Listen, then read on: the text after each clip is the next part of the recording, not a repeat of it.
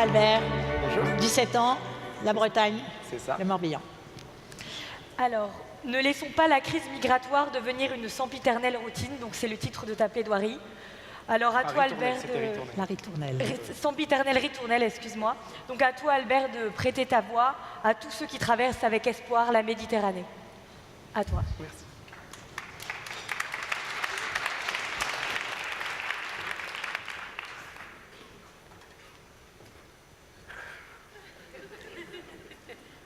Qu'il est dur de commencer.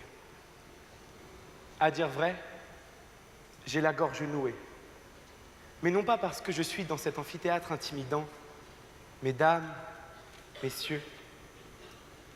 Non. C'est parce que nous sommes 3 aujourd'hui à l'aborder. Que j'ai regardé les annales de ce concours et que j'ai vu les thèmes choisis par les précédents candidats finalistes. Le bafouement du droit des migrants fut pris par l'un l'an dernier, de même que l'année précédente, ainsi que dans des éditions antérieures. Ce qui est terrible, c'est qu'il faille plaider, encore, après tant d'autres, cette cause devant vous. Mais cette violation des droits les plus fondamentaux est trop criante pour la laisser tomber dans les limbes de l'indifférence. Les migrants, ce sont des êtres humains, comme vous, comme moi. Ces femmes, hommes et enfants qui viennent d'Afrique, du Moyen-Orient ou d'Asie de l'Ouest ont quitté leur pays, fuyant la misère et la violation de leurs droits. Je pense, entre autres, à ces nombreux États d'Afrique, ayant signé la Charte africaine des droits de l'homme et des peuples, mais s'autorisant à déroger à la quasi-totalité des articles de cette charte. Quel cynisme, me direz-vous? Oui, mais un cynisme qui se poursuit jusque dans nos pays dits civilisés, qui contribuent à ce non-respect global des droits de l'homme. Je vais vous parler de l'un d'eux. Je suis sur un banc, en Espagne, c'est l'été, et j'attends, dans l'atmosphère chaleureuse des vacances. Cet homme m'accoste. « Hola, ¿qué tal ?» Puis « Where do you come from ?» avant qu'il ne me demande le plaisir de parler en français, lorsqu'il sut ma nationalité. Il s'appelle Farid, il est syrien et a une 50aine d'années. Il habitait un petit village près d'Homs, qu'il a fui à cause de la guerre civile. Il y a laissé sa femme et ses 3 filles. Il a traversé à pied tout le Moyen-Orient et l'Afrique du Nord pour échouer ici, à Pampelune.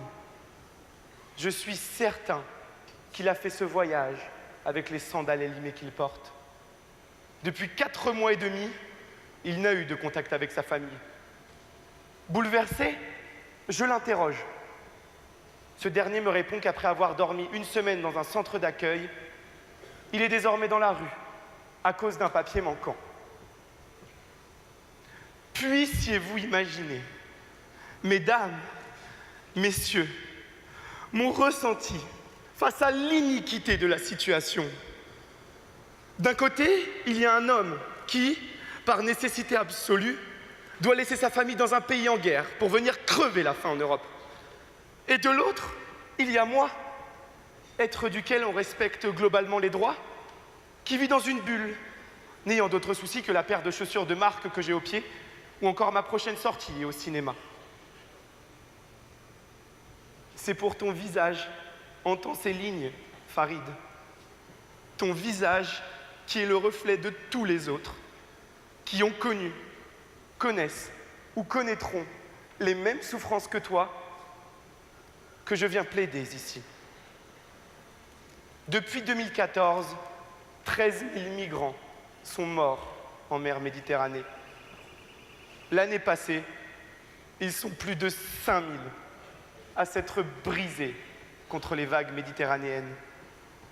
Pietro Bartolo, médecin de l'île italienne de Lampedusa, les secourt inlassablement.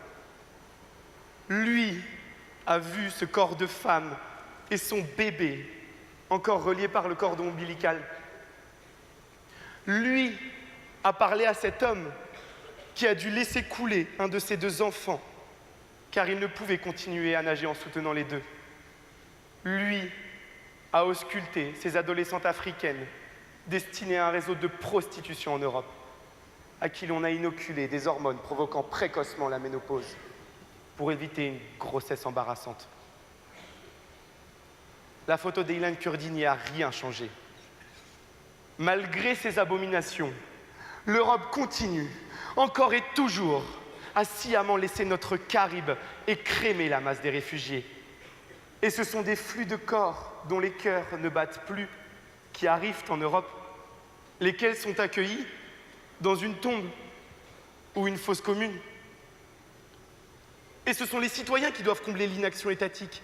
Le navire Aquarius, lancé sur les flots par l'association SOS Méditerranée, a sauvé 10 000 migrants depuis mars dernier. De l'autre côté, c'est la débâcle institutionnelle. L'opération Mare Nostrum, presque entièrement à la charge de l'Italie, a fait place à Triton, aux moyens bien moins efficaces.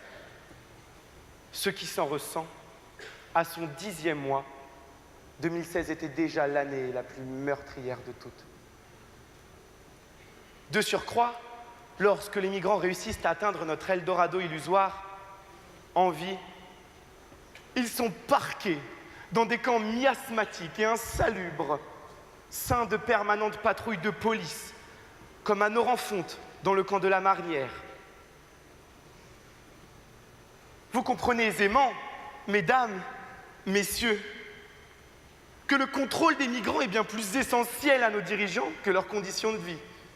En exemple, depuis juin 2008, la directive Retour européenne permet la détention de migrants jusqu'à 18 mois en cas de non-coopération. Depuis octobre 2016, les moyens de l'European Border and Coast Guard Agency ont été renforcés pour accroître le contrôle de nos frontières, qui se ferment davantage. Le président français abonde dans ce sens lors du démantèlement de la jungle de Calais en disant à toutes ceux et celles qui pensent qu'une vie est possible ici, qu'un jour ça s'ouvrira. Non, ça ne s'ouvrira pas. Il avait pourtant promis l'accueil de 24 000 réfugiés syriens sur 2 ans en 2015. Trop occupés à la fermeture méticuleuse de nos frontières, les États éludent les droits humains, comme la Déclaration universelle des droits de l'homme, dont l'article 14, éhontément oublié, stipule que devant la persécution, toute personne a le droit de chercher et de bénéficier d'un asile en d'autres pays. Les gouvernements européens, aux antipodes, exhortent les pays africains à endiguer les flots de migrants et à accepter les retours sous menace d'une baisse des échanges commerciaux, et ce, dans des pays dictatoriaux où il n'est nulle question des droits de l'homme. Certains diront avec cynisme que la Déclaration universelle n'est qu'une proclamation des droits et n'a pas valeur de contrainte juridique. Mais nos États ne respectent pas plus les droits contraignants, comme la Convention de Genève de 1951 et son article 33, qui interdit le refoulement, de quelque manière que ce soit, d'un réfugié sur un territoire où sa vie ou sa liberté serait menacée.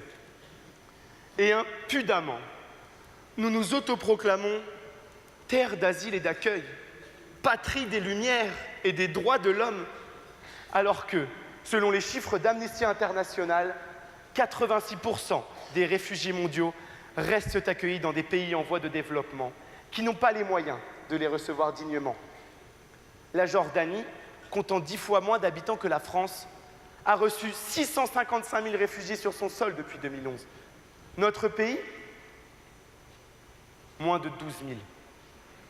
On dirait que l'Europe s'acharne à rendre vérace la maxime cynique d'Ambrose Bierce, écrivain américain qui définit l'immigrant en ces termes: individu mal informé qui pense qu'un pays est meilleur qu'un autre. C'est pour vous, vous, dont la voix est inaudible au milieu de la mer, vous, dont la langue est écrasée sous des paperasses administratives, vous, qui n'osez parler par peur de la police. Et pour toi, Farid, que je prends la parole aujourd'hui. En conséquence, je plaide pour la promulgation d'une charte internationale de vulnérabilité des migrants qui, sous l'égide de l'ONU, puisse offrir un support efficace et immédiat lors du traitement des demandes d'asile. Qu'on donne de surcroît à des organismes indépendants, telle l'Organisation internationale pour les migrations, le pouvoir juridique de sanctionner les États coupables de non-respect du droit des migrants. Je milite pour des campagnes étatiques de sensibilisation à cette question, ce qui permettrait l'entérinement d'initiatives citoyennes d'aide, ainsi qu'une évolution des mentalités. Enfin, mettons en place une répartition à l'échelle internationale des migrants par le biais de l'ONU, tel qu'a pu le proposer dans le cas des Syriens, le Canada ou l'Australie. Si je suis ici à Caen, c'est pour agir avec tout mon cœur et tout mon engagement, dans l'espérance qu'aucun des candidats ne devra, l'année prochaine, dénoncer une nouvelle fois cette horreur.